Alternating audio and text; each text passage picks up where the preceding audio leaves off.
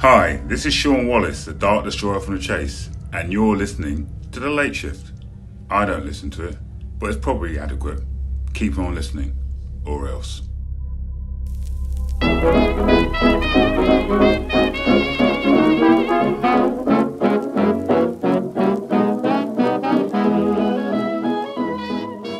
Hello and welcome to The Late Shift. My name is Val and I'm joined by my colleagues of no description called James. Saul. Colleague number 3. AKA, if you must give him his human handle, Jonah. For the designation of the categorization. Colleague number 1 said no description. Colleague number 4. Wait, yeah, you said 3. Colleague Who's number colleague 4 number was 4? mistaken. Back to the re-education camp with colleague number 4. Colleague number 4 knows that names are descriptions. Colleague number 1, 2, Saul, and colleague number 3. Saul is outsider. Saul is associate 1. Associate 1. Yeah. Don't you love it when somebody tells you a story about somebody they know? They go like, "Oh, my friend." I mean, they're not really my friend. It's like It doesn't matter. Why are you putting these lines? No, at because the side? the story you're about to tell is about someone so obviously uncool you could never associate. Also, with. I hate the sheer abundance of liars in our world that will always use the friend to, say something that happened to them. Yeah. Which is now the default, because there are many stories I have which happened to my friends. Yeah. And the person doesn't know them, so I don't want to go to the effort of being like, my friend, say, Saul, and then be like, Associate who's it? number 1. Associate number 1. I'm just like, well, it happened to my mate. And then they're like, oh, yeah, it happened to a mate. But anyway, in true late shift fashion, the 1-2 combo, we don't have time for any intro babble today. Why? Because we've got some hefty stories to get into. Oh yeah, you said you've brought a 6,000 Dissertation, word yeah. dissertation. I've brought a dissertation story for Okay. you guys today.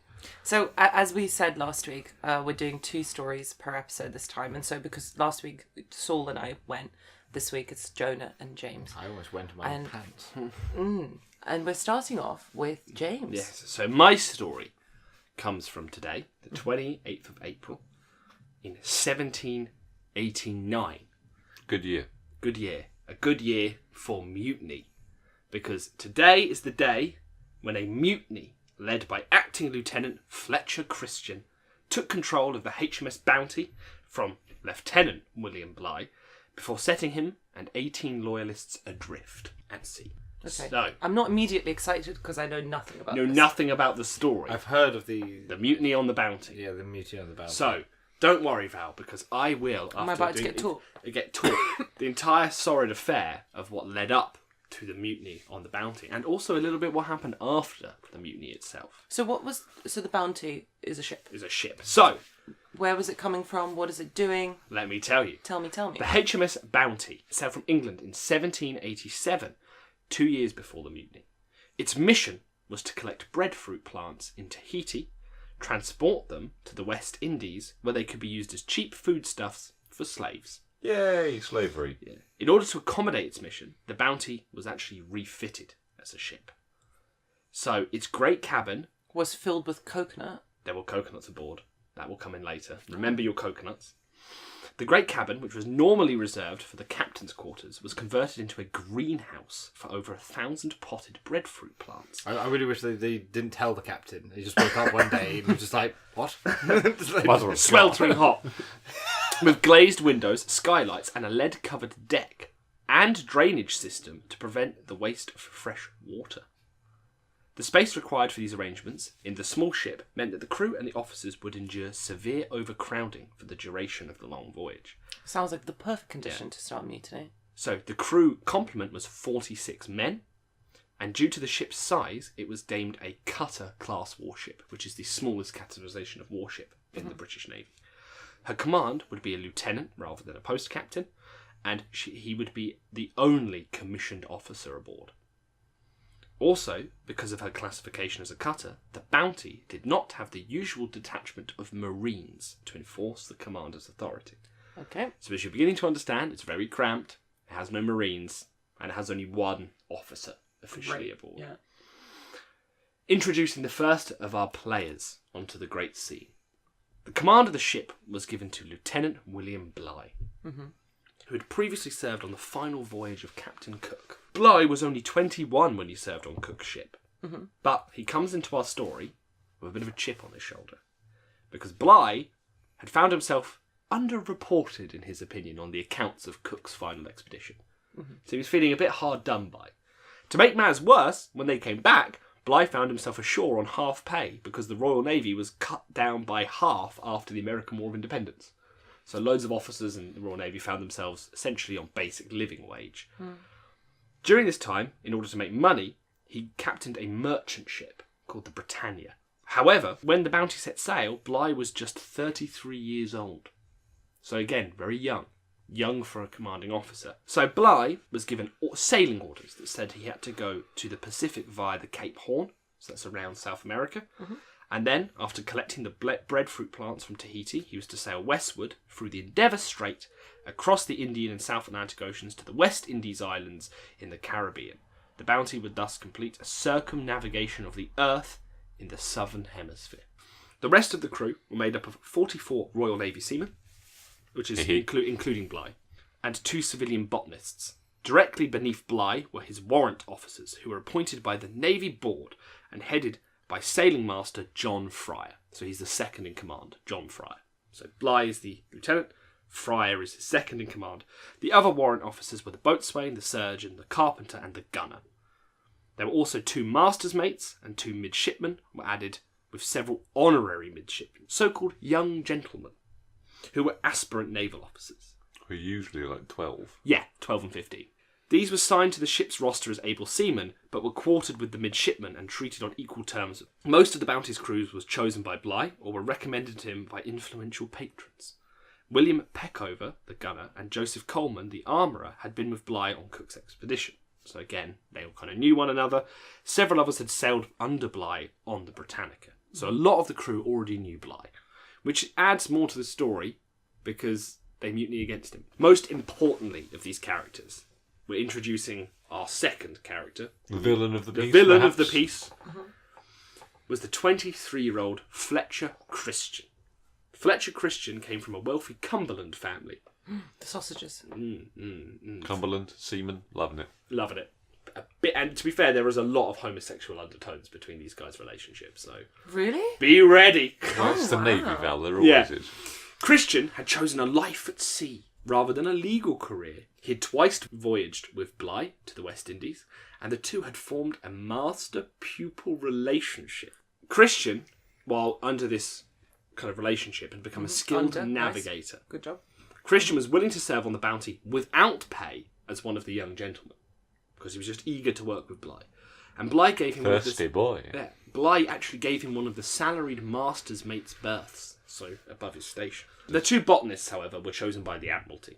More importantly, by the guy who was organising this whole endeavour. Phooey. So the chief botanist was David Nelson, and was a veteran of Cook's third expedition. So again, he'd been with Bligh before. Mm-hmm. This is why I'm trying to stress here. And he'd actually been to Tahiti, and he'd learned some of the natives' language. So this is important for later. Oh. Yeah. Nielsen's assistant was William Brown, and was a former midshipman who had actually seen naval actions against the French. So, in review, guys, not going too into the specifics of all the ship's layout. Mm-hmm. Before the journey even began, the Bounty had no marines, cramped conditions, and a relatively young commanding officer and crew. So, on 15th of October, 1787, the Bounty left England on its voyage. Off it goes. Champagne bottle. Except it doesn't. Hang They hadn't received their final orders, so they just sat in the English Channel until the 23rd of December. For over 2 months, they just sat in the English Channel waiting for their final orders. However, the plan to sail around the Cape of Horn was now in serious jeopardy, because the summer, essentially by the time they got to the Cape of Good Horn, it would have been summer because it's very turbulent seas. So they were all getting rather jumpy. However, when Bligh finally received approval from the Admiralty to try going to Tahiti via the Cape of Good Hope, they finally gave him the final orders saying, if you don't get around the Cape of Good Why Horn, did they turn leave around. before they had the It's final orders? Cape Horn or Good Hope. Cape Horn or Good Hope. Why did they not get the final orders as soon as they left? I don't understand. What was taking so long? Well, it took 2 months. Why did they go? This is the best thing. They set sail because Bligh was eager to get there, but then the Admiralty actually classified their voyage as non-priority because the American War of Independence had stopped, the English had cut down half its navy, and then had decided to get in a war with the French for revenge for the whole helping America thing. So all of a sudden the Admiralty was like, got bigger things on our plate than food for slaves. So just sit in the harbour. So they just sat in the English Channel. I mean, they could have used those men on other voyages. Like, it's just... Sat in the harbour. Yeah, especially seeing as like the English Channel is very close to France. You think they would be able to? Yeah, I love the idea out? of a French frigate just sailing past them like, what are you up to? And they're like, we're off to Tahiti, not involved in this It's whole kind war of thing. like- Check the greenhouse on the back of this bad boy. And they were like, as you were, just sailed off. It's kind of like you're walking down the street and there's a car just, like, stopped in the middle of the street and there's people in it and they're just sitting there and you're like, Yeah, what are you what are doing? you doing? Except if you're at war with those people. Yeah. And everyone's like 15. Just waiting for my driving lesson. So eventually it did sail, and Captain Bligh, despite claiming he wasn't credited enough in the old expedition with Captain Cook, so he decided that he was going to try a ganders at the old techniques of old Captain Cook, which was strict discipline. This discipline extended to two big things that Bligh was obsessed with: sanitation and diet. He liked his boys to be clean. Yeah, he liked his boys to be clean. Quote Fry's account, it was with a fanatical zeal, continually fussing and fumming over the cleanliness of his ship and the food served to his crew. So already, Bligh is micromanaging everything. For the crew's exercise and entertainment, Bligh introduced regular music and dancing sessions. So now we're Makes getting... it sound like it's Nothing says party more than it being described as regular dancing music sessions. Yeah. All right, boys, everyone up. Dance. Do love mandatory fun. Play that fiddle, Hayward. I'm having great fun. Thank you, Bligh. On the first part of the voyage, Bligh's dispatches back to England. Both men and officers are tractable and well disposed, cheerful and content. So that was his opinion of his crew to begin with. This changes, I presume. Yeah. The only adverse feature on the voyage was the conduct of the surgeon Huggan, another villain of our story. He revealed in his dispatches to be indolent, unhygienic, and a drunkard, which is all you want in a surgeon. Which I feel like he could have... This is the thing. I feel like he could have learnt that while they were sitting in the English Channel for 2 months and then gone, can I have a new one? But it was all good for one boy's relationship and Bligh, because Bligh and Christian had established warm relations. According to Bligh Saucy. himself, and he'd been accorded a status that implied he was Bligh's second in command, not Fryer. And on the 2nd of March, Bligh formalised the position by assigning Christian the rank of acting lieutenant. Beyond one crewman being flogged for potentially mutinous behaviour, so that could be anything from grumbling. He's like, I don't want to dance tonight. Apart from that, the initial trip passed without any incident. They got all the way to Cape Horn. Yeah. And they tried to push through it, but they couldn't, because the storms are so bad. They realised they couldn't make it, so on April 3rd, 1788, the Bounty turned and went for the Cape of Good Hope, knackered and exhausted from trying to get through this passage. In fact, they were so damaged, they actually had to spend 5 weeks repairing in a place called False Bay, which is just past the Cape of Good Hope. False or fools? False. But during this hiatus, somehow Christian had got in debt. So Bligh lent him money, which apparently, according to historians Greg Denning and Caroline Alexander, had described actually sullied their relationship, because as you will come to learn about poor Christian, he has rather the anxious disposition. And this lending of money became a constant source of anxiety and resentment for Christian, because Bligh would always make sure Christian never forgot his act of friendship. Then, on the 1st of July, 1788, the Bounty set sail once again, and this time it headed for Adventure Bay, which is close to Tasmania. And they made anchorage there on the 19th of August. The Bounty and her crew spent their time at Adventure Bay in recuperation. They were fishing, replenishing their water, and they were also felling timber for additional spare wood, because things get broken. There were recorded peaceful encounters with the native population, but there was not such peaceful kind of Relations themselves. on board, because Bligh decided this would be the perfect time to just lay out William Purcell, the carpenter.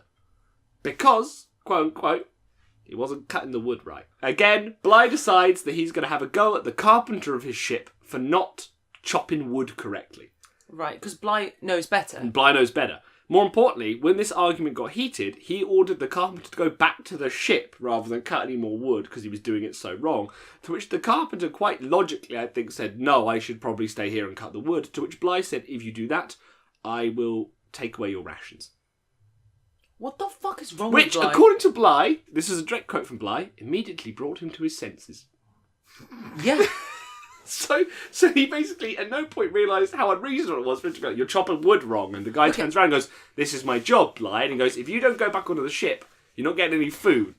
Further clashes occurred on the final leg of the journey, so it's beginning to sour more than it has.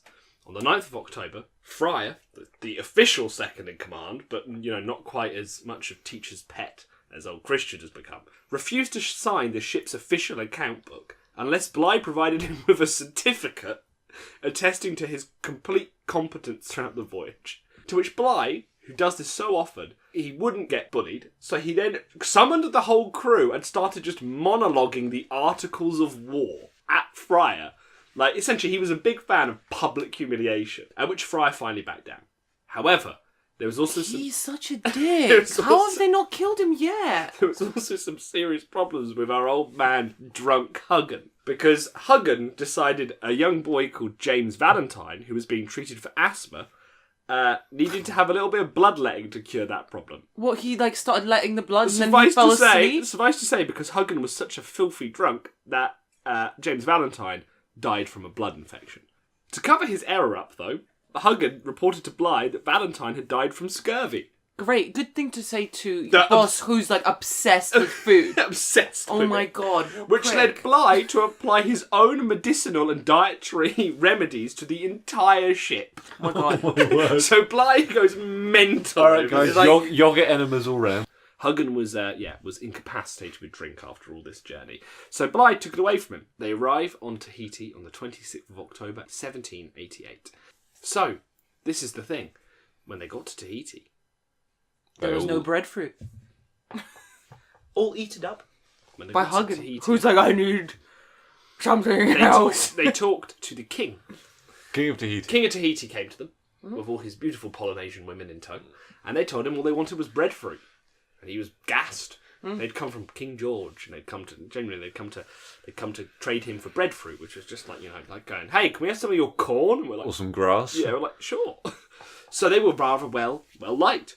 More importantly, when they were on ashore, the men's duties were suddenly very, very light.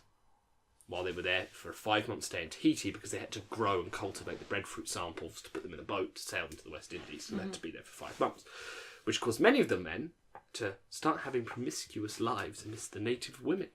Christian formed a relationship with a Polynesian woman called Mau-a-Toa. But Bly, to his credit, remained chaste himself. But he was rather tolerant of his men's activities. And he said he was unsurprised they would succumb to such temptation. In fact, he wrote, the allurements are beyond anything that can be conceived. Jesus. Whoa. But the thing is, but he didn't. Essentially, he had one rule, which I think is a pretty fair rule. Go have fun with the Polynesians, but make sure you do your job. Which, of course, stopped happening. They started getting very slack. And Bly wrote, such neglectful and worthless petty officers, I believe, were never in a ship such as are in this. Bly begins to get rather angry, including turning his attention, like a jealous lover would, to Christian. Christian was often humiliated by the captain, sometimes in front of the crew and the Tahitians, for real or imagined slackness, and severe punishments began getting handed out constantly. More importantly, to any that Bly believed led to the loss of equipment, because that was starting to happen a lot. The Tahitians were coming aboard and nicking stuff. But there was a bigger issue that came. A big issue happened when 3 crewmen decided they'd had enough of Bly, and they took a small boat and they attempted to desert. So they just... Where were they going to go? Tahiti, presumably. The other side of Tahiti, pretend to be natives, I guess. They just left. It doesn't say why, because they didn't get away with it. More importantly, though, they did leave something that I think is quite clever. They left a list of names of random people of the crew. Oh. Which Oh my God. Bly found and became convinced that people were out to get him and other people wanted to desert but hadn't made it, including Christian. But Christian actually managed to convince Bly of his loyalty, although there's nothing really recorded on how he did this other than an old conversation. Yeah, conversation between 2. Are you trying to betray me? Nah. Okay. I believe you. Would you make it up to me of a kissy poos? An old Navy polish job. Yeah. But Eventually, the pace of the work did increase because Bligh was becoming increasingly irrational. I think people were like, look, he's going a bit mental here because we all keep slinking off to have sex with Polynesian women. So they did manage to make 1,000 breadfruit plants, pot them and carry them onto the ship, and they filled the great cabin, so this big greenhouse. Uh-huh. The ship was then overhauled for a long homeward voyage, in many cases by the men who didn't want to leave, as you can imagine, because it was an easy life with the Teans. The Teans were treating them really nice because they were trading with them and they were bringing them goods. Trading, they were leaving the stuff lying around, not saying they couldn't have it. Yeah, yeah. So 1789, the work was completed, and Bligh on April 1st chose to April leave. Fool's Day. So April Fools, we're leaving! Good one, Bligh! Set sail. Many historians, from what I was reading, actually don't think the crew was about to mutiny the moment they left. Because a lot of people claim that the whole reason for it was the fact that they liked having sex with Polynesian women, their lives were really easy on the island, and then they're back to Bligh and his whole up, dance everybody, dance and eat well. In the 3 weeks following their departure, Bligh's anger and intolerance reached paranoid proportions. Christian was a particular target and always seemed to bear the brunt of the captain's rages.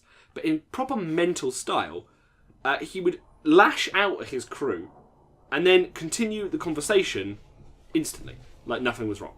So gaslighting people, like, how dare you? And then he'd just be like, how's the weather? By the 27th of April, Christian was in a state of despair, depression and brooding. His mood worsened when Bligh accused him of stealing coconuts from the captain's private supply. Bligh was so upset that Christian had nicked his coconuts that he decided it was everybody's fault. So he collectively punished the crew by reducing their food by half and taking away their rum ration. So, in the early hours of the 28th of April, 1789, the Bounty lay about 30 nautical miles south of an island called Torfua.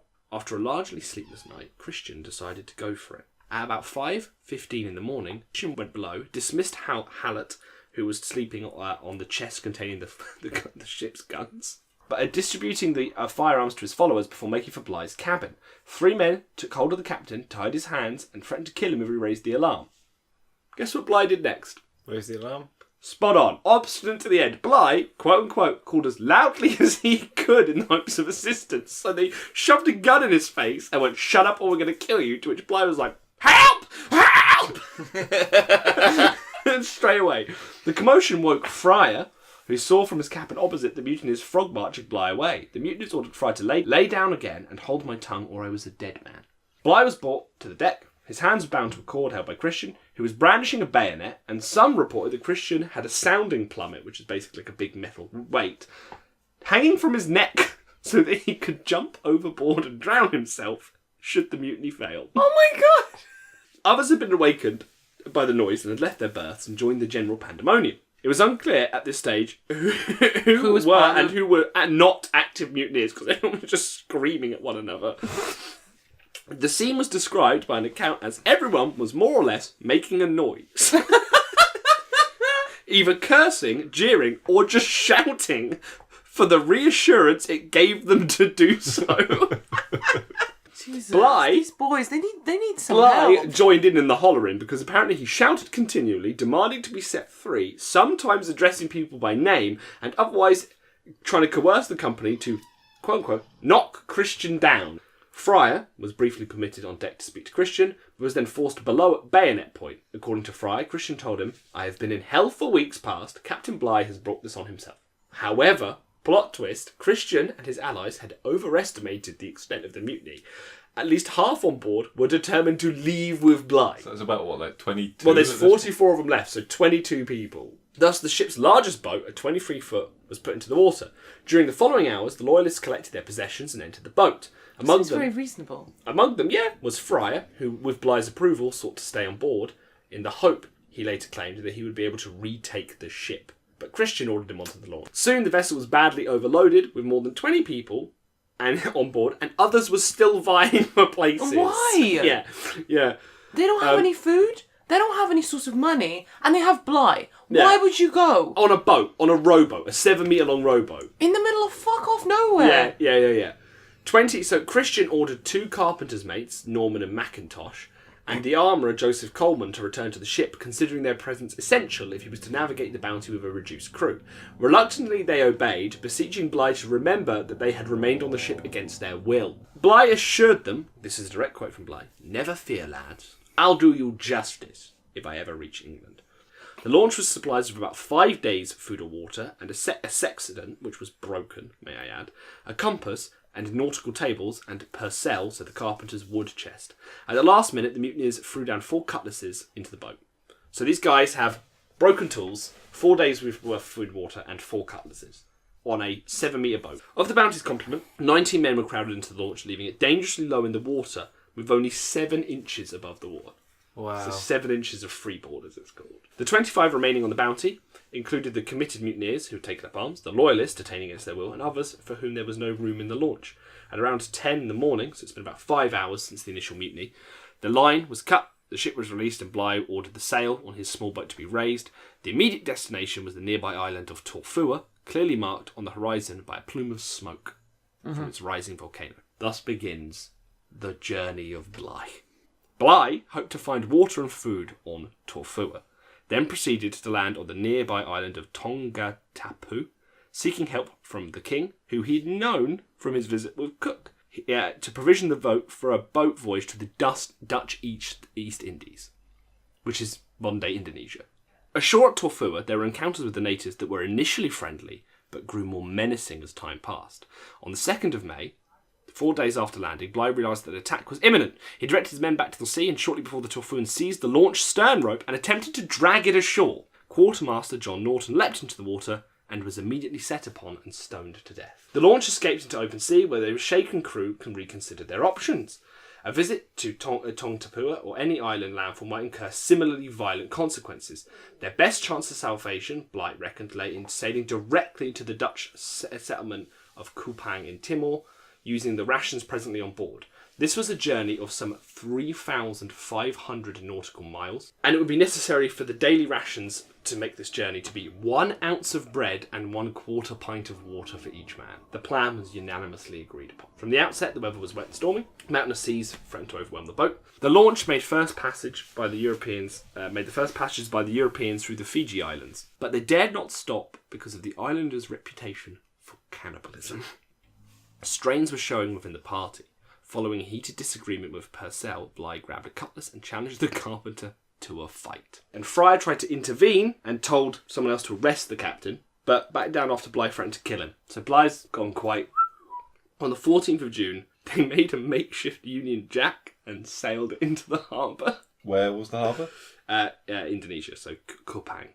In Kupang, Bligh reported the mutiny to the authorities, wrote to his wife. They then departed for modern-day Jakarta, to wait in the ship for Europe. It's still in the little boat. No, it doesn't say if they got another boys, boat. Back in the boat. Back in the old tugboat. And apparently, again, the cook died there. Because they were waiting for weeks. Yeah, in Jakarta. So, the mutineers try to sail back to Tahiti, back with their wives. And while they get to Tahiti, relations begin to sour with the locals. So, they divide in half between the mutineers. Some of them want to stay on Tahiti and make a life for themselves. Others want to set sail and run away so they can't be found. Because they know there is a chance that Bligh has made this ridiculous journey.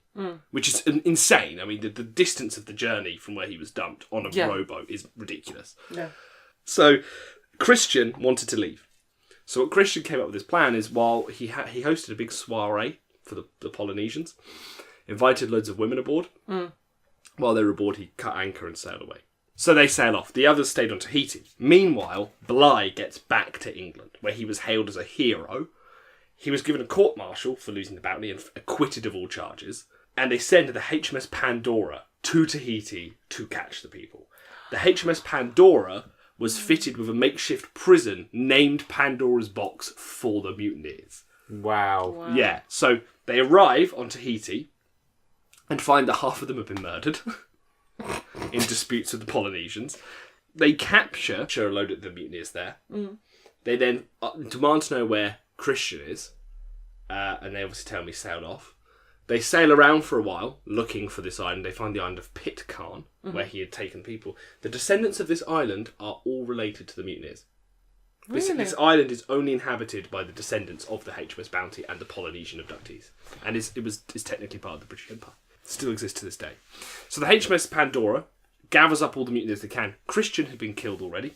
Apparently he'd been killed in a dispute over a Polynesian woman. Pandora then gathers up all the people it can and sets sail, going roughly back on the same route that Bligh took. It reaches the Great Barrier Reef, and guess what happens? It crash lands, right? 31 of its crew die, and 4 of the mutineers are drowned. They're all then on a lifeboat, Like Bligh. and have to do the same journey essentially to Jakarta to go back to England. They arrive back in England with these mutineers in chains, including the 2 poor guys who begged Bligh to remember that they were being forced against their will. But guess what? Bligh, hero he is, had been promoted to captain, and he'd fucked up on another boat. So these men were hanged. Okay, they were hanged, all hanged. But then a couple of them had rich connections and began to start talking about Bligh and how bad he was, including Fryer, who started talking about how shit Bligh was a captain. Then Bligh, on his next ship, guess what happened to old Bligh? Does he get mutinied on again? So this time when he returns, England isn't so fond of Bligh. Maybe it wasn't his fault. And that concludes the mutiny on the Bowie, as long-winded as it was. What an epic tale. I just love that story, especially the part where everybody was making noise at the same time. But going from one disaster to another nuclear disaster, because on this day, 28th of April, 1986, the Soviet Union was forced by Sweden to admit to a slight cock-up regarding the number 4 reactor at Chernobyl. Yes. So what actually happened was... Better get comfortable, boys. We're in for a ride. So I would like, succinctly as I can, to run you through how number 4 reactor at Chernobyl exploded. But suffice to say, what actually happened on this day was the fallout set off radiation alarms at Forsmark nuclear reactor plant in Sweden. The Swedes quickly worked out that there was nothing wrong with their reactors. They asked the Soviet Union... Quickly, because they've started panicking, because obviously the readings were probably incredibly high. They're like, how fucked are we right now? Yeah, they were like, are we about to go thermonuclear? We're like, oh, we're not. So it must be fallout. And so they asked the Soviet Union, has anything gone wrong nuclear-wise recently? Soviet Union goes, no. And the Sweden goes, all right, we're just going to go talk to the International Atomic Energy Authority, the IAEA, who still do the testing and regulating now. At which point, Soviet Union's like, okay, we may have had slight thermonuclear fuck up in Chernobyl. But to begin, as most stories should, at the beginning. So Chernobyl is based in in the former Soviet Ukraine, And now it's a ghost town. but it all happened because of an experiment, like a bad science B movie. So essentially, Chernobyl, the B movie. the Russian scientists were actually trying to work out a way to make the reactor safer, believe it or not. So they were imagining a situation, because the way... Sorry, I'm just envisioning the Always Sunny intro music. Guys, we're going to make number 4 the safest reactor in the whole USSR. Chernobyl blows up. So the reactors used at Chernobyl were called RBMK reactors, which is just a kind of a make manufacture mark of a Soviet reactor. And they used water coolant. They relied on something like 28 metric tons an hour of water coolant going through the core to stop overheating. Yeah. But these pumps ran on electricity, so they were like, oops, what if the mains grid goes down? Mm-hmm. Like, there's a full blackout. No water, yeah. What do we do? So obviously they had backup diesel generators. Yeah. But, I mean, I don't know if you know this, but, like, in Soviet Union, blackouts... Power all the time, all the fucking time. All the fucking time. So it's legit concern. So they had diesel generators in place, which could power some emergency pumps, but these took about 75 seconds to get up to full capacity. Within that 75 seconds, you could quite easily overheat the reactor. So they had a theory that you could use, because it was a steam turbine, you could use the rotational energy from the steam turbine as it span down to generate enough electricity to kind of bridge the gap while the diesel generators spooled up. That's really smart, yeah. They had run this test about 3 times before and they hadn't quite got it to work. And this was going to be the 4th run. So it's scheduled for the 25th of April. So the planned procedure was to run the reactor at 700 to 800 megawatts thermal, then shut off the steam and record the power output generated by the turbine spinning down. Yeah. And then essentially power down the reactor and restart it on the next day. Things go wrong pretty soon though. So as they're beginning the shutdown procedures, a regional power station goes down. So the Kiev controller for the local electricity grid says, can you delay the shutdown can you delay the power down of Chernobyl number 4 because we need to pick up the evening slack. Obviously, people are cooking, lights are turning on, stuff like that. You've got a lot of electrical surge, so they do. But other prep for the experiment continues, such as disabling the emergency core cooling systems. Nice. And it also meant the delay meant that shifts had changed. So it had gone from the day shift to the evening shift, and now the night shift, who were only expecting to deal with a powered down reactor, Oh my god. were coming in to run this experiment. And their operator... Poor guy. I'm imagining this Soviet technician just looking at all these dials going mental, being like, I cleaned the floor. Where's day crew? The chief engineer who was in charge of operating the control rods and so on was a guy called Leonid Toptonov, who had only had 3 months' experience in a senior engineering position and was now in charge of controlling this reactor through this experiment. This is stressing me out so much. Oh, it gets worse. So the reduction... Well, we know that it blows up. I know, but I'm just saying the tension mounts. Well, his poor stress levels are not the biggest explosion that happens in his tale. Oh my god. Oh my god. Valve aneurysm is not the biggest explosion. So the reduction in power output led to something called reactor poisoning. Mm-hmm. So a byproduct of the fission was a reactor inhibiting isotope called xenon-135, which usually, when the reactors run at full capacity, was very quickly burned off and became a very stable compound called isotope called xenon-136. Because the reactor was running too low, this wasn't happening. So there was a build-up of something that was inhibiting the reactor's reaction, so its power dropped further than expected, below the levels required for the experiment. Then, for unknown reasons, because he died in hospital on the 14th of May from acute radiation sickness, Toptonov inserted the control rods too far. The reactor then nearly shut down. It was operating around 30 megawatts. Remember, the operational ideal was 700 to 800 megawatt. Because of this, they had to manually retract some of their control rods. And when I say some, I mean a lot. So they pulled all the way out the reactor. All the way out the reactor to maximise reaction. Even then, it only gets up to about 200 megawatts. This low operating level led to further reactor poisoning, which meant they had to open more control rods. They also deactivated several pumps to reduce the amount of coolant going through the reactor. Because... Steam, wasn't it, you say? Well, essentially water is a weak neutron absorber, but it's a better neutron absorber than steam. So the less water there is, because the water obviously heats up when it's in the reactor and can turn to steam. Mm-hmm.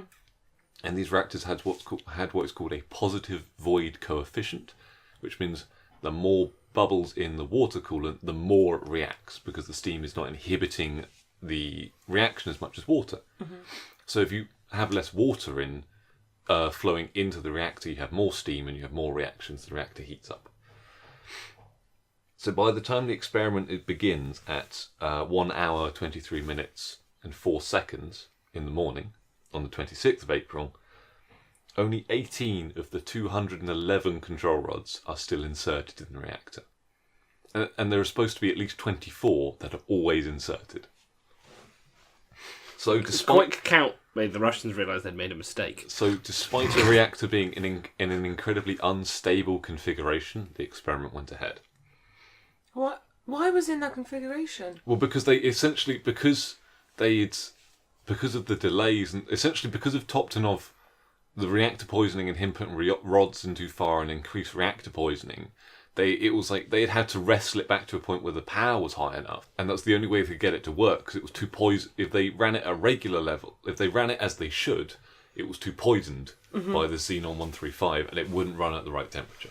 It's also, if you want to ask why this had happened, just imagine the scene of a day shift guy walking down a corridor towards a night shift guy, tossing him the keys, and going, "All yours, buddy," and just walking the other way. That's why this happened. If you remember this, the positive void coefficient, so more steam equals more reaction. So the number 4 reactor quickly enters a positive feedback loop, where the reactor is heating up, creating more steam, which causes the reactor to heat up more, which causes more water to flash boil into steam, which causes more heat in the reactor. I'm so stressed out. I can't deal with this. I don't So, have my skin the skin between my eyebrows cannot wrinkle anymore. I am so stressed out. Val, you're right to be stressed, because within 30, according to the computers, which obviously are at a certain point shut Melting. down for unknown reasons, They stopped recording because it was against the party. Yeah, okay, they stopped because they did not believe in communism and they failed in their duty. Yeah. it was all redacted from the record. Yeah, So computer 36 redacted. seconds after the experiment was registered as beginning, the emergency shutdown procedures came in. Whether they came in automatically or whether they were activated manually, because there's basically a big red "Oh my God" button on the nuclear control panel, which inserts all the rods Into the all reactor. the way into the reactor. 36 seconds after they start the experiment, someone decides they need to emergency shut down the reactor. Just can you imagine when you're like, what are we doing? We're doing a safety test. Like, you know, all these sci-fi films, we start with them being like, what are you trying to do? We're trying to push the envelope. Yeah, we're trying to push a hole through reality or something, you know, or what are you doing? Or zombify sharks. Zombify sharks or something. I'm like, You know, what- important missions. Yeah, important missions, as you say, pushing the very boundaries where, like, which is mental. You know, but like we thought we'd go back in time and But just, no, these Ukrainians were trying to make the reactor safe. but you know, and obviously these people kind of always are very shocked when they open a portal to another dimension and, like, you know, Cthulhu's arse falls out first, like, "Grrr!" And they're like, what have we done? Why didn't we see this coming? You're like, well, but now imagine the sheer terrified response of the poor people who are supposed to be running a safety drill on this reactor when they're there like, okay, and, you know, safety test 101, that's not good at all. Like, Oh, you know, yeah. so it's so anti what we're used to seeing in films and stuff. Correct me if I'm wrong, but like at this point, our understanding of like nuclear energy and technology is still very shit. No, it's pretty solid. Like so the Los Alamos tests were going on during World War II. And this is 86. So we've had at least 40 years of playing around with nuclear energy. No, but at least in the sense that in terms of like having the understanding about how to make reactors safe, like I don't imagine that the specific safety plan that they were trying to test out had been done many times before for them to know it was what do you do if it goes wrong, and it was an experiment to essentially add another fail-safe to the reactor. And obviously there is only one thing to do when a nuclear reactor goes wrong, which is to turn it off, which they did try and do. But there were problems with this too. Problem number one. RBMK control rods had attached to them graphite neutron moderators, which were used to displace water and boost output when the rods were fully withdrawn. But obviously, when the control rods were inserted, and this took time because the reactor was 7 meters tall and they only moved at 0.4 meters a second. So it took a few seconds for these rods to go all the way in. Mm-hmm. While they were going in, the graphite moving through the reactor was displacing water and actually boosting reactor output whilst they were trying to shut it down and lower reactor output. God. What's even better is this had come up at a separate plant at Ignalina in 1983, but was ignored. So while they're trying to emergency shut down, they are boosting boosting the output, and this power boost leads to a spike in reactor output, which causes a reactor overheat, which then fractures some of the fuel cells and jams the rods at 1/3 insertion, with this graphite moderator boosting output stuck in the middle of the reactor. Again, imagine the scene. You know, all right, it's not going right. Press the emergency shutdown button. Boom. It's going up. just make it worse. In 3 seconds, the reactor output jumped to 330 megawatts thermal. After this point, the figures relating to the reactor and what happened is based on conjecture and mathematical estimation. Okay. But it is estimated then the reactor output, there was another power spike, more fuel cells ruptured, and this fuel was getting into the coolant, such as it was. The reactor output then jumped to 30,000 megawatts thermal. Oh my god. Which is I think it's 5 times the nominal operation output of the reactor, which was like 6,000 megawatts thermal. Yeah. It had been at, but it was jumping from 530 megawatts to 30,000. Yes. In 15 seconds? Yeah. Oh. So then the series of events that followed, again, are conjectural. There are some debate as to the order and what caused them. But what is generally accepted is what followed was a steam explosion, like you would get in a domestic boiler, as all the water turned to steam.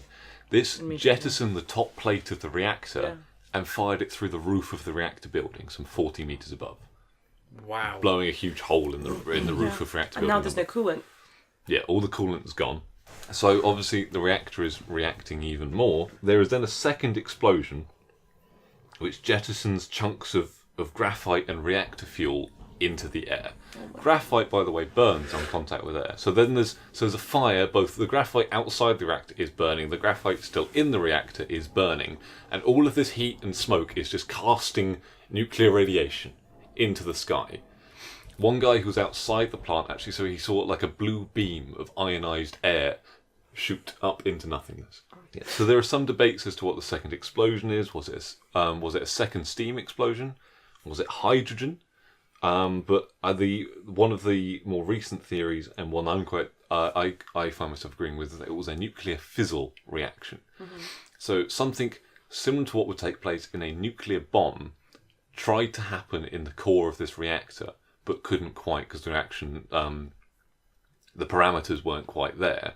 So a sort of half thermonuclear explosion went off in the middle of the reactor, and that was the second explosion. So I just want to read you some subsequent radiation levels. Bear in mind that so this is measured in a unit called Röntgen, and if you receive 500 of these Röntgen over 5 hours, that's a lethal dose. At the core of the reactor, there was an output of 30,000 Röntgens per hour. So inside of an hour, you use 6 times a lethal dose. And the fuel fragments were emitting 15 to 20,000 Röntgens an hour. So that's how, and then obviously, but most of the casualties then come in the firefighting. So there were roof fires, and the roofs were actually coated in bitumen, which the Soviets had ruled out as a safe material to put on reactor roofs, but it was used there anyway. Why was that? Well, bitumen, because it catches fire. It's tar. Brilliant. So there were fires on the roof of reactor number 4 and on the roof of the building for reactor number 3. But obviously there was huge amounts of radiation coming up through the roof, so all the firemen who went up there died from acute radiation poisoning because they received such lethal doses inside of an hour. In fact, the cleanup crew, who were referred to as liquidators or jokingly as bio-robots, it's a reference to the fact that the robots they sent, the remote robots, got fried by the radiation, so they couldn't use robots to clean the roof. So they sent people. Yeah, so the Soviet soldiers took to referring to themselves as bio-robots. They were only allowed up there for 40 seconds, and they could each do it once, but most soldiers who survived report having done it several times. Really? Yeah. That, and plus 600 helicopter pilots were required to fly, I believe it was 5,000 metric tons of sand, lead, clay, and neutron-suppressing boron, and dump it into the reactor. So about 600 helicopter pilots also risked dangerous levels of radiation flying over the reactor. Yeah. But by 5 a.m. on the 26th of April, the roof fires were extinguished, but the reactor continued to burn under all this stuff until the 10th of May. So then on the 27th of April, the exclusion zone is established. But yeah, so on the 27th of April, 53,000 people were evacuated from nearby the reactor, including, of course, the town of Pripyat. Then, of course, on the 28th, the Swedes find out about it, and the Soviets have to come clean. Apparently, one thing they did was they talked a lot about like other nuclear disasters, like 3 Mile Island and so on, and didn't talk much about Chernobyl. So I'm like, hey, Decadent West does it, not us. It's all cool. Don't worry. But if we were to do it, it would be bigger. What is really crazy is that they had essentially under the reactor there were reservoirs of coolant, and the pipe, and because of the explosion, a floor above that had also flooded. But there was concern because essentially graphite, nuclear fuel, and concrete had mixed at about 1200 degrees Celsius to form a kind of a lava-like substance called corium. And it was feared that this would melt its way into the reservoirs underneath the reactor and cause another steam explosion and blow even more reactor stuff into the sky. So guys had to go in there with respirators and wetsuits and manually open the sluice gates in the flooded levels to let the water out. But they actually survived. It was a lot. There was a lot of sensationalism saying, "Oh, it was a suicide mission," but some of them, they all survived, and one of them still works in nuclear energy. They then had to pump concrete into those floors to stop this stuff melting its way through into the water table underneath the reactor buildings, so the actual groundwater, to stop more steam explosions. They were thinking of injecting liquid nitrogen, but the amount of liquid nitrogen was deemed unfeasible, so they just filled it with concrete. And it's in those levels you get the really iconic elephant's foot, which is just a big lump of solidified nuclear lava. Yeah. Which has in it crystals unique to Chernobyl, and they're called Chernobylite. Yeah. Which these hyper radioactive crystals, which I remember, James, you told me this. They only photographed the elephant's foot through mirrors. Yeah, essentially setting up a load of mirrors using like robots, getting them as far as they could before they and then setting up a load of mirrors and took a photo that caught him. And so it's like if you could see the elephant's foot, you would die. What I should mention finally, and somewhat grimly, there were 28 direct deaths, mostly in and around the efforts to put the fires out. Obviously, like the chief engineers as well, like Toptonov and his boss, both died of acute radiation poisoning. The firefighters as well. They described the radiation poisoning was described as tasting metallic and being akin to a feeling akin to pins and needles all over the arms and face. And as of 2011, there were 15 deaths judged to be indirect results of radiation, so usually leukemia and cancer and stuff like that, judged to be a result of Chernobyl radiation. Do you think those numbers are accurate? I think it's hard to tell because obviously it's Soviet Union, but it is very, very later day fall of Soviet Union. But I think it's more the fact that a lot of people are still alive, so it's hard to tell. And also, especially the people, the interest now is in the people who lived in and around the area. So say like people who were very young at the time. If they were going to develop anything adverse effects in yeah. They don't know the long-term effects. Yeah, we don't know the epigenetic effects of being exposed to that much radiation when you're young. Yeah, because obviously there was actually some debate as to whether they needed to be moved at all. Yeah, because say like Pripyat there weren't any major radiation hotspots near it, but in order to evacuate residents, they had to move them along roads which had radiation hotspots on them.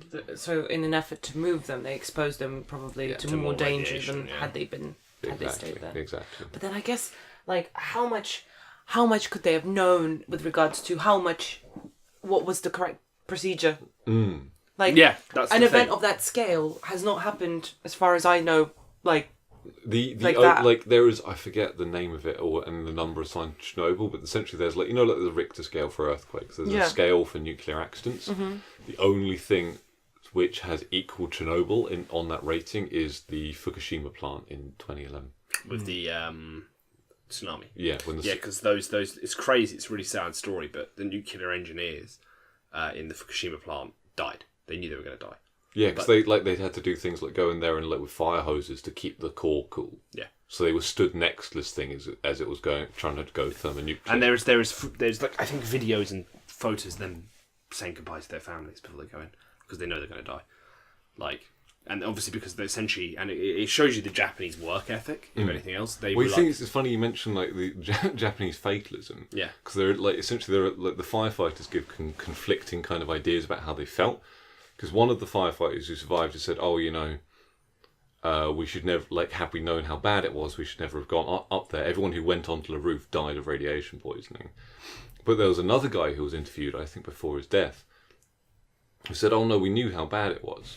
We know, but it was our moral duty." He said, and he actually said we were like kamikaze.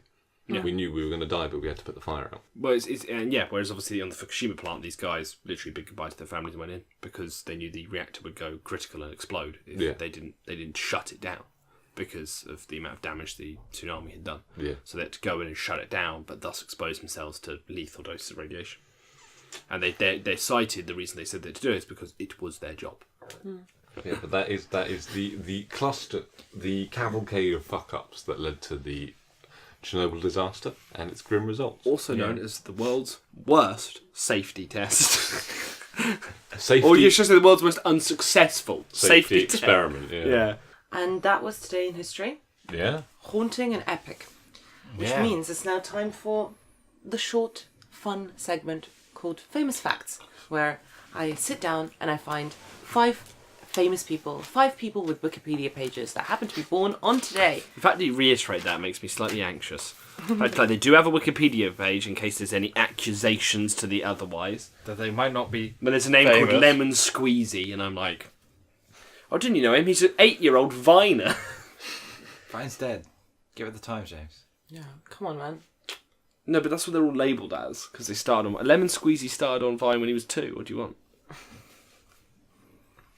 So, this is a segment where I look up 5 famous people, I look through their biography and try and pick out an interesting fact about each one of them. And then I ask my co-hosts to match up the fact with the person. Therefore, famous facts. So, on today's roster of people, we start off with 1822, Ulysses S. Grant, American soldier, politician and international statesman who served as the 18th President of the United States from 1869 to 1877. 1913, Irving Adler, American author, mathematician, scientist and political activist and educator.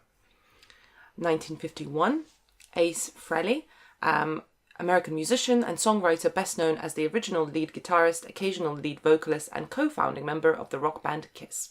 Space Ace. Patrick Stump, born in 1984, American singer-songwriter, multi-instrumentalist, record producer and actor. He's the lead vocalist and rhythm guitarist for the rock band Fall Out Boy. 1986, James's favourite person, Jenna Coleman, English actress known for her roles in Emmerdale, Doctor Who and Victoria. So, those are our people, and here are our facts. So fact number 1 is that this person was thrown out of 2 high schools and dropped out of a 3rd. Jenna Coleman, bitch. Is it Ulysses, Irving, Ace, Patrick or Jenna? Dropped out of school. Dropped out of school. Dropped out of... Thrown out and then dropped out of the 3rd one. I think it is Fall Out Boy. Damn, that's what I was going to go for. I was going to go Patrick Stump. Patrick Stump here. I will go for Patrick Stump as much as because I'm sure there's something worse lurking that I can attribute to Jenna Coleman on the way. Like, was born out of a portal to hell. It's really bad, but it rings bells. Like, I've definitely heard that before, but then I could be wrong, and I haven't heard it before. But you don't think But so? we've all... Who knows? Tally-hooed down the path of Stump had a bit of a stump in his educational career. Okay. But So- fuck me, he made money. So everybody's gone for Patrick Stump. Patrick Stump. Okie doke. So fact number 2 is that this person set a bride's veil on fire by accident. How is While that it was the only... attached to them. While it was attached to the bride. Yeah. Ulysses S. Grant. Jenna Coleman out of spite. Spite. Yeah. Yeah. I should have been the bride. I do love Molotov. I don't know if I prefer the image of Jenna Coleman Molotoving a bride, or as you said, Ulysses Grant doing it, just staggering in, but like, what's not over? So wait, we have Ulysses Grant, Jenna Coleman. Sorry, I blanked the other middle ones because all I Space remember... Ace. Space Ace. Stump, which we've all said. Stump. Irving Adler. Irving Adler. Ace. Yeah, an ace. I'm going to say Space Ace. Yeah, I'm going to go for ace as well. And what about you, Jenna? Oh, Ulysses S. Grant. Okay. This person has a son named Declan. Space Ace. Wow, these are some odd facts that could be attributed to... That's the idea. I know, but they're not specific at all. There's no way of like trying This- to figure how it much out. more- Because last week we could at least try and logic something. Yeah, we're Guys, just like... guys, with this person... I don't that think was Jenna very Coleman difficult. has children. Okay. Huh? She's married or she's dating the guy who plays Rob Stark. Well, Not they anymore. were. Not anymore. Ha, ha, ha. She doesn't have any children. Yeah, I don't think she has any children. No. I want to believe in the world where she has. And we've said Ace and Patrick. I'm saying Space Ace. I mean, Declan. So I've got I'm Adler. going- I'm going to go I Adler. was hoping you guys were going to kind of like go off on the fact that Declan is a bit of a weird name. It's an American name. It's a very American name. Well, The no, problem is you've given us I don't- 3 Americans. I also know At the very multiple. least. So James, you and I are going for Irving. Irving. This person spent 2 years travelling the world, visiting places like England, Germany, Japan, Russia, I don't China, think it's going to be and Jenna Egypt. Coleman, is it? Yeah, It's not going she to be is like she England. spent 2 years visiting places like England. It's just her in Cornwall. Like fuck yeah. I'm going to say Adler, because I would have liked to say Grant, but Adler. Yeah, we're going to say Grant because it's a noticeable thing. I feel like now this is when I'm going to be just gunned down because of my You're saying incorrectness. Adler. Yeah, I've already said Grant. I would say Grant because I feel like in that day and age, that's a noteworthy thing, is to travel, because especially to visit Japan. Because nowadays any Instagrammer has been everywhere. Like no one cares. Yeah, anymore. yeah. You're like, oh, I went to Germany, or they're like, What, like, to be honest, I think like it's when, the length especially of time that it is. Yeah. Especially 1822. Yes, if Grant was when he was president, because president obviously after the Civil War, he can't have been president too much. I think must have been after Commodore Perry. So Japan was recently open. So the fact that he visited Japan, or that he visited Europe at all, fucking American. Yeah. So What's this weird place? So You what sure we have a got- lot of lines. So, baby boys, what are we going for? So, James, you've gone for Grant. Grant. Saul, what have you gone for? Grant. What have you gone for? Adler, because I said Adler. Grant for something else. Which means, what do you have remaining? Jenna Coleman. We have Then Jenna we've all Coleman. got What's Jenna the Coleman. fact? Okay. Or He's are a we not allowed to know it? Stupid bitch. Okay, this person Renowned Civil War general. this person wanted to be a swan when they were growing up. Jenna Coleman. Jenna Coleman.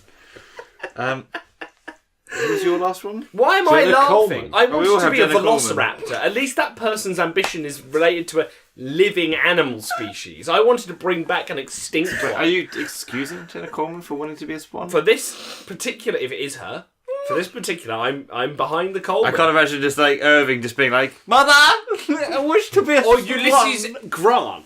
Like, him just being there, like, on the front lines of, like, this American God, Civil I wish I was War. a swan. Yeah, but like, Oh, it'd been easier if I'd just fuck, been a guys. swan, but my mum Space ace. insisted I was a general. It turns out to be Space Ace. Look at that, guys. Why do you think the black and white makeup wants to be a swan? You told us it was to look cool. It was because I wanted to enact my swan fantasy. I can also see Jenna Coleman in an interview. Someone just like, so what do you want to be when it grows up? I just went, fuck it, I don't know, a swan. What do you want to be when you grow up? A chalk ice.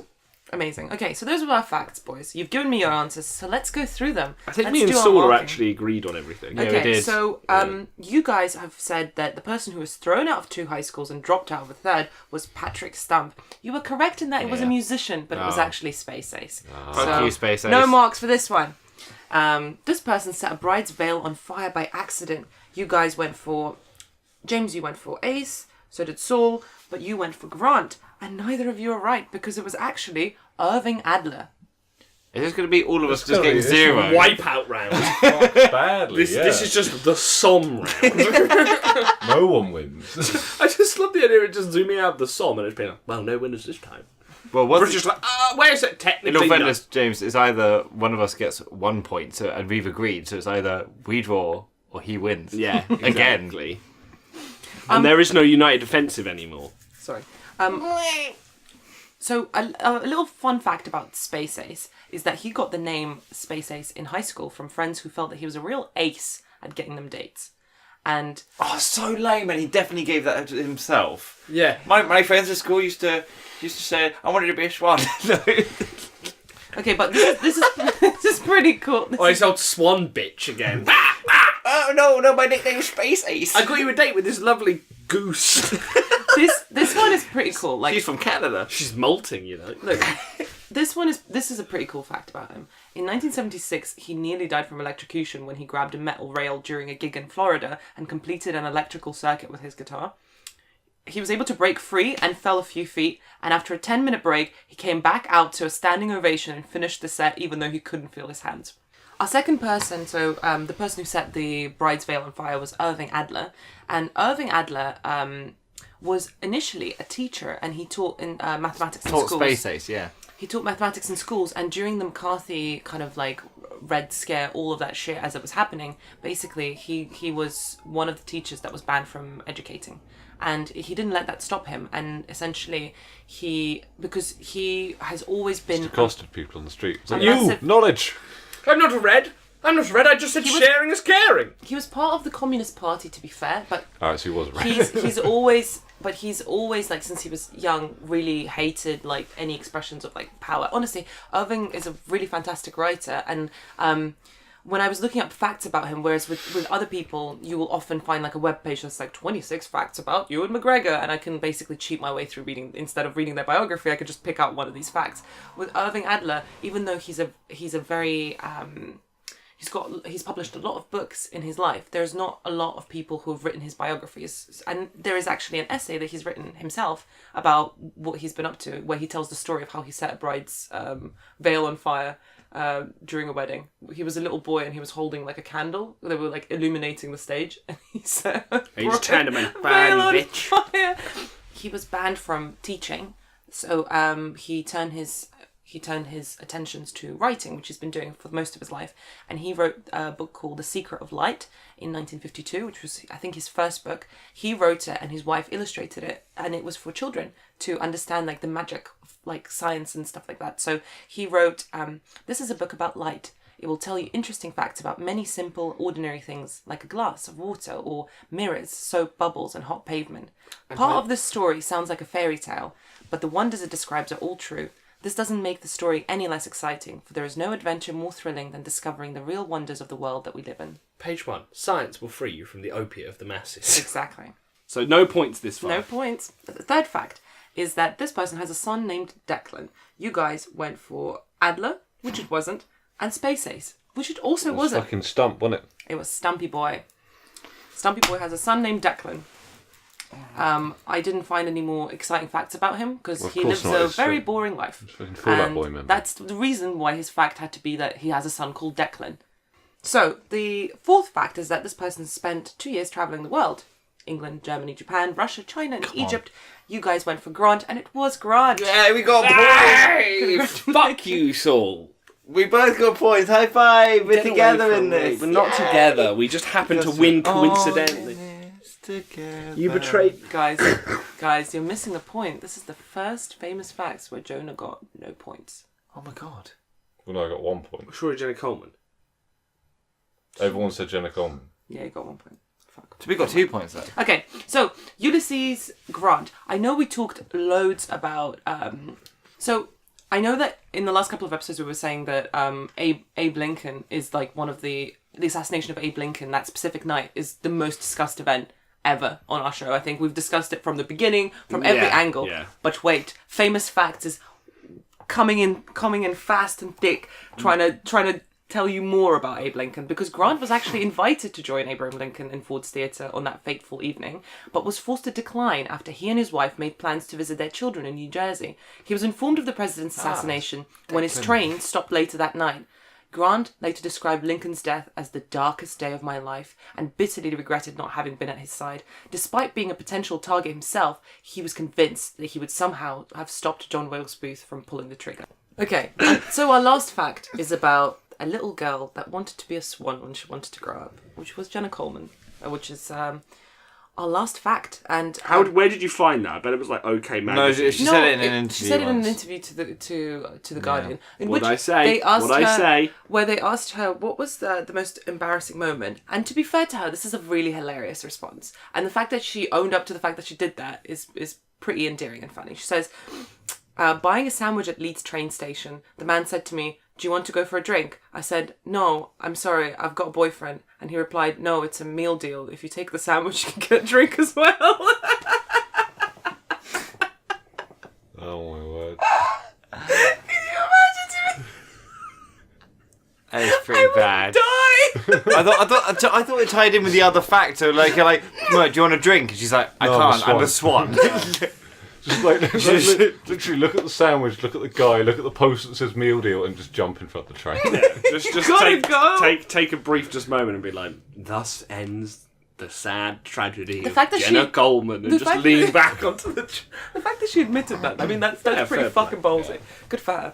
But yeah, that wraps up famous facts, which means Saul and James have tied for this iteration of famous facts, and that means that famous facts You're is done, over. Germany. It's Cold War era now. Yeah, I know it. Hey, at least I can put my feet up now. Right there, boys and girls. Down the rabbit hole we go. I had so many different things that I was looking at just over the last couple of weeks and things. Have you felt liberated since you've been allowed to not read creepypastas on a To be regular honest, basis? I mean, I've just dived down like so many different rabbit holes, and I don't know if it's better or worse than reading bad writing, because there's a lot of it is like, did you know that these monsters are out there? And it's all like, the shaky cam footage and things. I'm just like, some guy finding a man in a morph suit in the woods and being like, oh my god, before you can actually look, and then you slow it down and it's there, and he's just clearly there with like a Spider-Man onesie on. Well, that's it. I wanted there was a big thing I was looking into because I don't know why it came up into my feed, but like my recommended was the Fresno alien, with the two little walkie leg boys. I don't know what you're talking about. Two little walkie leg boys, basically. So a guy was in his garden one night, taking a slash off his porch. He likes doing them. Yeah, so I remember the story. He took a slash off his porch in order to display dominance to his neighbours. Just.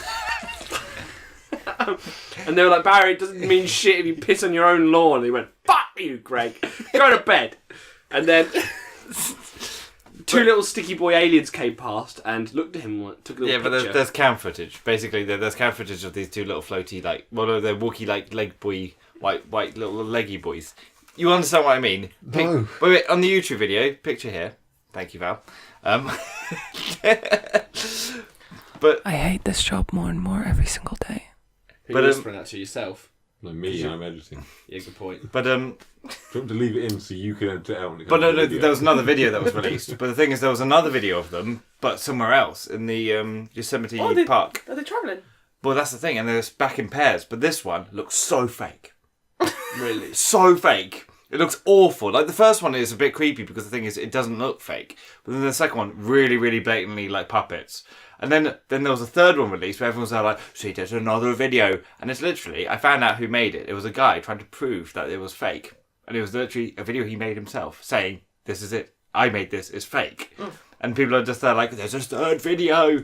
And then so it really annoyed me. So I'm not talking about that. I shall be talking today about Robert Jean Otto.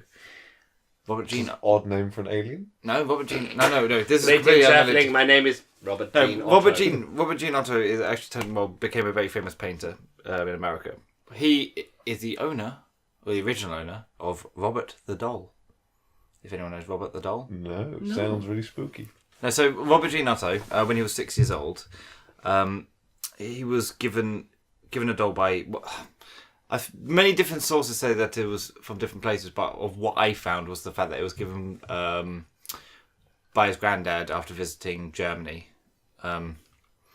He was given this doll in the sailor suit and things like that, and he absolutely fell in love. Possessed by the spirit of Grand Admiral Durnitz. No. But he absolutely fell in love. Hey, go to Grandpa's room again. He absolutely fell in love with the doll and would talk to it all the time, go around with it and things like that, and he would often blame the doll for if anytime he was misbehaving, things like that. Normal Children things. But the thing is, there was the maid basically was wronged by the family, and it said that she put a curse on the doll. Mm-hmm. But again, the facts about that obviously are very dubious. But because I couldn't actually find anything on it apart from people saying that. But one thing that I did find was the fact that there were reports from neighbours and the family at the time of hearing children giggling and stuff and then running around the house, which happened throughout the time. Robert basically Jean Otto would just to make this easier, Robert Jean Otto prefers to be called Jean, so I'm going to call him Jean, and Robert the doll prefers to be called Robert. Yeah, prefers to be called Robert. So Robert and Has anyone Jean. asked him what he prefers to be called, or are you Yes. just assuming? I'm assuming. We're assuming his pronouns as well. Yes. Yeah, casually, he just turns and just goes, my name's George. That will come into play. Don't use my slave That will name. come into play later. Ooh, like a coconut. Kind of. Or a drunk surgeon. Let's let Saul scare us with the story. Yes. Come on. Yeah, let's go. stop. So he became Let's let obsessed him with set the doll. And the thing is, visitors of the house would often report seeing the doll sitting in the chair, and then later it would have been moved and things like that. And the people visiting the house would often hear late at night giggling from Robert's room, as in not Jean's room, Robert's room. He had his own room. It was a very Pull the fucking umbilical cord out, parents. If your kid's getting that attached, burn the doll. Yeah. Teach them a lesson in loss. Get that one early. You don't have to lose a pet or a grandma So- or anything. Robert would grow up. He became a painter, and Jean. Sorry, that's going to get confusing. Jean grew up and would later became a painter. What would a grown-up doll look like? Really lanky. Imagine a teenage, awkward, lanky doll. Fuck off, mum. So Jean grew up and became a painter. And Robert, unfortunately, he still lived in the same house. Robert, unfortunately, ended up in the attic. It was only after Jean died that the house was then sold on to someone else. by the name of Myrtle Reuter. Metal Reuter. No, Myrtle. Myrtle Reuter. So Myrtle Reuter, she buys the house, and she goes through it and goes into the attic and finds Robert the doll. Immediately falls in love with this doll, and it was when basically there's still reports. More reports started happening then, where she would hear footsteps and things around the house, like from the attic, because she kept the doll up there. But then when she was out, there was like rumours at the local school, because kids would have to walk past the house, and the rumours spread throughout the schools that obviously this house is haunted, because kids would see a figure standing in the window, and they said that it looked like a child, and there was Robert the doll. But hear me out, like, dolls aren't that scary. They're rather plush. You should see this doll. No, It didn't age well. Essentially, she actually moved house. She How old was she when she purchased the house? I don't have an exact age, but So she was an adult woman. Yeah, she was an adult woman. Who's purchased this house. Yeah, and ended up loving this doll. And she moved house, so moved away from the original Otto residence. the Otto residence, but took Robert with her. Mm-hmm. So that was 6 years later, and then then more reports of neighbours saying that they could see something moving around the house was even in that house, as well as again school children saying that they could see something in the windows when she was out. So I don't know if she was just like playing prank or something like that, because obviously, I mean, I'm very sceptical. So the hauntings followed wherever the doll was. Yes, but she could hear me out. It sounds like, not to be horrible, it sounds like the kind of stuff that some people do if they're a bit batty. They put their doll in the sun because they don't want them to be like, oh, I don't want them to be in the dark all day, so they put them in the window. No, but so far, the doll doesn't sound particularly malicious. Well, we haven't talked yet. So I think saw him with a tiki were torch one day. No. There were other reports, but again, some of them were very, very dubious. Where visitors of the house would say that if people badmouthed Jean Otto in the doll's presence, then they would think that people have said that basically the face of the doll would become like angry, like, you know.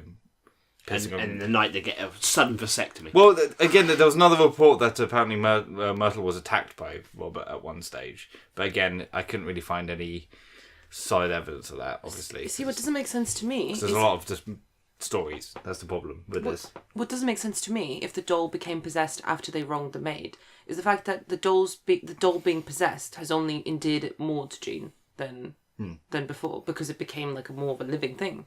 And and not only was it a living thing, from reports it sounds like it was a very protective thing. A lot, because as I said, like the actual maid, that whole maid thing, people were saying that obviously that was maybe not.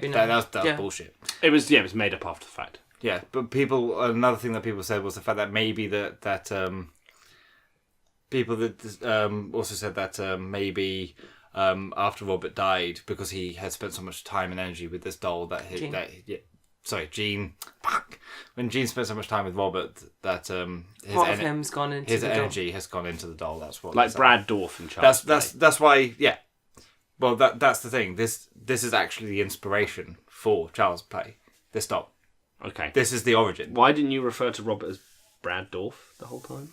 Because I wanted to reveal that at the end, was the fact that this is actually the inspiration for Charles' play. Oh, cool. Yeah. But so Myrtle eventually has enough of Robert. Basically, gives it to a museum. Who wants it? What's the historical significance it have? She gives it to the Fortiste Martello Museum, claiming that she's had enough of this doll and it's haunted, and she just wants away with it. She doesn't want anything. And the thing is, the museum doesn't display it. The museum puts it away in storage and just leaves it there until a lot of people found out that she had donated Robert to the museum. So start writing into the museum, asking him, I want to see him. Yeah, is he on display? And eventually the museum realised that, oh shit, we need to put this doll on display now. Because Jean Otto was such a famous person, and the become, story of Robert is such a myth. Obviously all the stories of, like, you know, creepy doll in windows and footsteps around the house have spread, and people are like, I want to see this doll because it's now available to view. Yeah, it's not just with some batty lady. Yeah, exactly. In some house. So then they put Robert on display. and people start visiting and things like that, taking pictures of Robert and stuff like that. And it was only after like a couple of weeks of him being on display, they started getting more letters to the museum, but addressed to Robert. And all of these letters, and you can find them all because they're now still on display next to Robert. Apologising. People basically writing to Robert saying like, "Look, I'm really, really sorry. I should have asked your permission before taking a photo. I understand that was wrong, but can you please make it stop?" There's so many people writing him saying like people having like breaking bones and having accidents, losing jobs, basically just bad luck for pissing off this doll. That's actually really spooky. Nowadays, a lot of people don't do that.